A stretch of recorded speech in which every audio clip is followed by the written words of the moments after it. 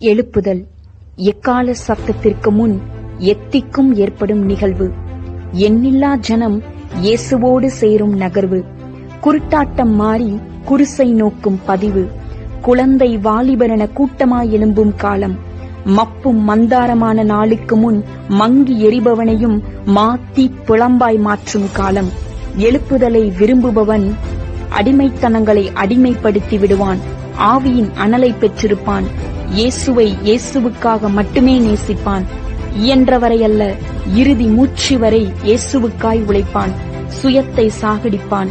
சுயநலமில்லாத சுகந்த ஜபம் செய்வான்.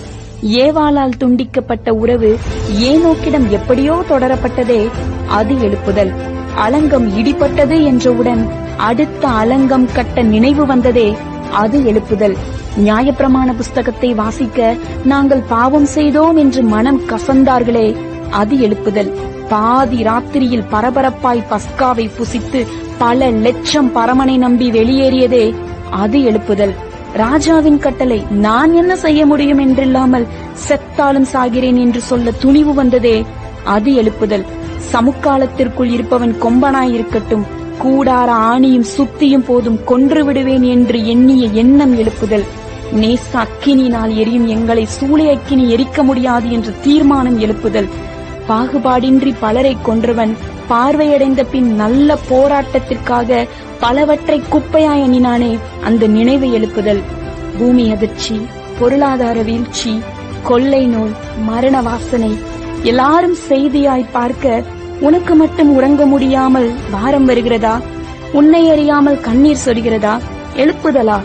எப்படி நடக்கும் எனும் போது ஏக்க பெருமூச்சோடு யெகோவா தேவனோடு ஏங்குகிறாயா? எந்த மட்டும் உங்கள் நினைவுகளால் குந்தி குந்தி நடப்பீர்கள் என்று பிரசங்கிக்கும் துணிவு உடையவனா? சோர்வோடு சோரம் போகாமல் சாரமானவனா? கணக்கில்லா ஜனம் கிறிஸ்தவத்தில் அல்ல, கிறிஸ்துவோடு இணையணும் என்ற எண்ணமுடையவனா? என்ன வேலை செய்தாலும் எண்ணத்தில் ஏதோ ஒரு மூலையில் ஆவியானவரோடு சஞ்சரிப்பவனா? இயேசு பெருகணும் நான் சிறுகணும் என்பவனா? மூச்சடங்கும் வரை முழங்காலில் நிற்பேன் எழுப்புதலுக்காக என்பவனா? சுவிசேஷத்தின் விதை விதைப்பவனா? நீதான் எழுப்புதலுக்கான சரியான நபர். நீதான் எழுப்புதலுக்கான சரியான நபர். பாரமான உள்ளம், பரிசுத்தம், காய்ப்பான முழங்கால், காலம் பார்க்காமல் நடக்கும் கால், சர்வாயுத வர்க்கம், சாவிற்கு பயமின்மை, ஆவியில் தாழ்மை, சிலுவைக்கு மட்டும் மேல்மை. காலம், நேரம், உழைப்பு, பணம், திறமை அனைத்தும் இயேசுவுக்காய் என மாற்றிப்பார். நீ விரும்பும் பின்மாறி மலையும் கையளவு மேகமும் உன் கண் பார்க்கும் தொலைவில்தான். எழுப்புதலுக்கான பெரும் தேவை விலையில்லா அவர் அபிஷேகம் உன் விளைக்கிரயமுமே.